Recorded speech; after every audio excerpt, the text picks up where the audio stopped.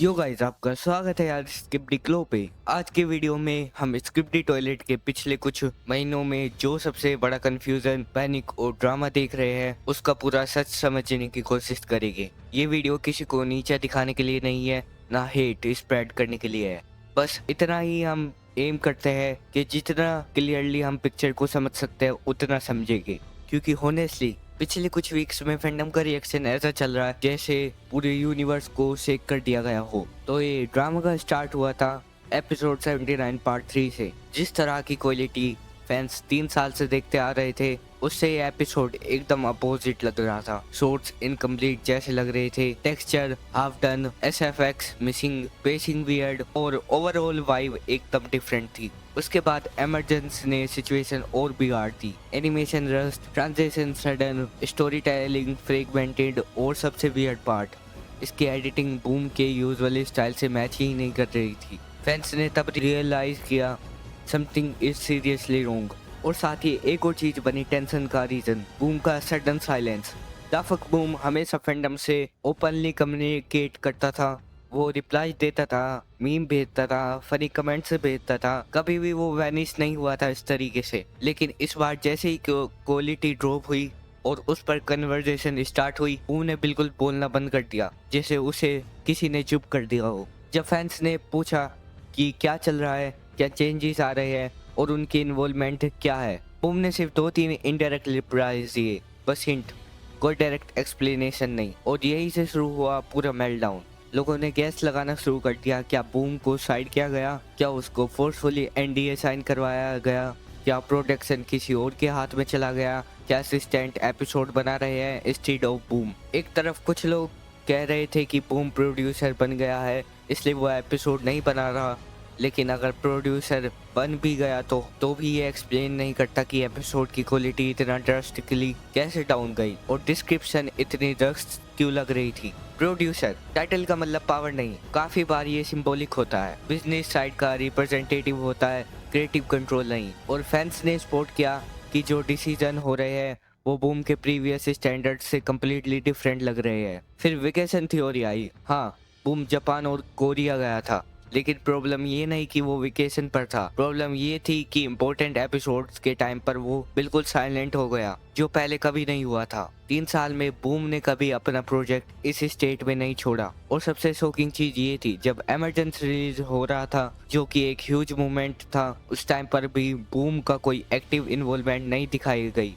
फिर एक और थ्योरी राइज हुई कि उन्होंने राइट्स 2023 में किसी कंपनी को ट्रांसफर किए थे और तब से उनके ऊपर क्रिएटिव रेस्ट्रिक्शन हो सकती है। और वो राइट्स, जो कि मैंने पहले भी बता चुका, इनविजिबल नैरेटिव्स को दिए गए थे, क्योंकि बूम ट्रांसफॉर्मर पसंद करता था और उसमें माइकल बे भी थे, तो इस वजह से उसने अपने राइट्स को ट्रांसफर कर दिया। क्योंकि कुछ लोग उस पर ब्लेम डाल रहे थे कि ये सीरीज हमारी है और उस पर कॉपीराइट स्ट्राइक्स पड़ रही थी, तो वो थोड़ा रस्ट में आकर और थोड़ा टेंशन में आकर उसने एग्रीमेंट साइन कर दिया।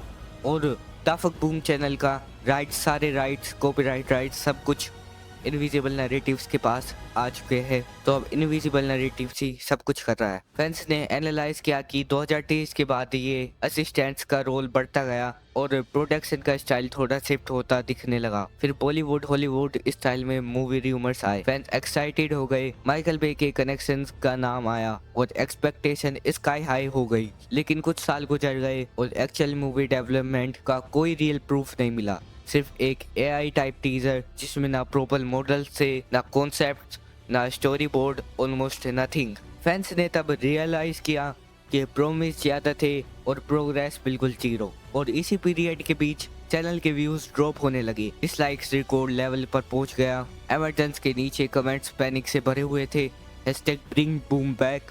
एक तरफ फैंडम चिल्लाने लगे, bring boom back, boom please से समथिंग, एक्सप्लेन व्हाट्स हैपनिंग। और दूसरी तरफ बूम की वजह से सबसे ज्यादा स्ट्रॉन्ग कम्युनिटी जैसे अकेला छोड़ दिया गया हो। ऐसे में थ्योरीज फैलना नेचुरल है। कुछ फैंस ने बोला कि बूम को एनडीए में बांध दिया गया हो, अगर वो कुछ बोलता तो लीगल पेनल्टी लग जाती। कुछ फैंस ने बोला कि प्रोडक्शन टीम में पावर शिफ्ट हुआ है जिससे क्रिएटिव डायरेक्शन चेंज हो गया। कुछ फैंस ने बोला कि इमरजेंसी एक टेस्ट बिल्ड था जिससे गलती से फाइनल रिलीज कर दिया गया। और जितनी ज्यादा थ्योरीज आई उतना ही फैंडम का ट्रस्ट ब्रेक होता गया। लेकिन सच क्या है ये कोई भी 100% कंफर्म नहीं कर सकता जब तक बूम खुद ऑफिशियली कुछ ना कहे।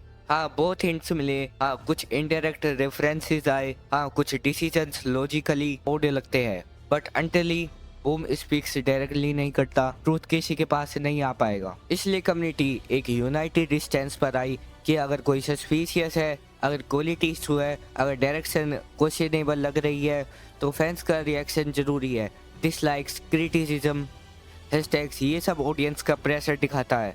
स्क्रिप्टेड टॉयलेट आज जितना बड़ा ब्रांड है वो प्योर फैंडम की वजह से है, और जब फैंस कुछ रोंग लगे उनका बोलना बिल्कुल वैलिड है। अब आगे क्या होगा ये बूम ही बता सकता है। अगर वो वापस एक्टिव होता है अमेजिंग, अगर टीम क्लैरिफाई करती है इवन बेटर, अगर कुछ चेंजेस आते हैं तो बहुत बढ़िया होगा, अगर नहीं आता तो भी फैंस का यूनाइटेड वॉइस मैटर करेगा।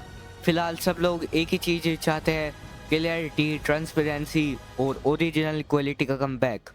और जब तक बूम खुद नहीं बोलता कम्युनिटी के डाउट्स खत्म नहीं होंगे। अब गाइज आप एक चीज कर सकते हो, कमेंट्स में #BringBoom लिखने का कोई फायदा नहीं है, आप इसे ट्विटर पे फैलाओ ताकि वे नोटिस कर पाए। और अब मैं आपको पेटेंशियंस की लिंक दे रहा हूँ नीचे डिस्क्रिप्शन में और कमेंट में पिन है, तो वहाँ पर जाके जल्दी से सभी लोग साइन कर लो ताकि स्किप्डी टॉयलेट कम्युनिटी वापस आ सके। अपनी स्किप्डी टॉयलेट कम्युनिटी के लिए सभी एक बार सिग्नेचर जरूर से कर देना। और वो जो भी एपिसोड अपलोड करेंगे जिनकी क्वालिटी आपको कम दिखे या उनमें कुछ भी बड़ी गलती हो तो उस वीडियो को डिसलाइक जरूर से करना। तब तक के लिए मैं आपके साथ खड़ा हूँ, स्किप लो। मिलता है अगली वीडियो में। Thank you so much for watching, bye, love you and take care all.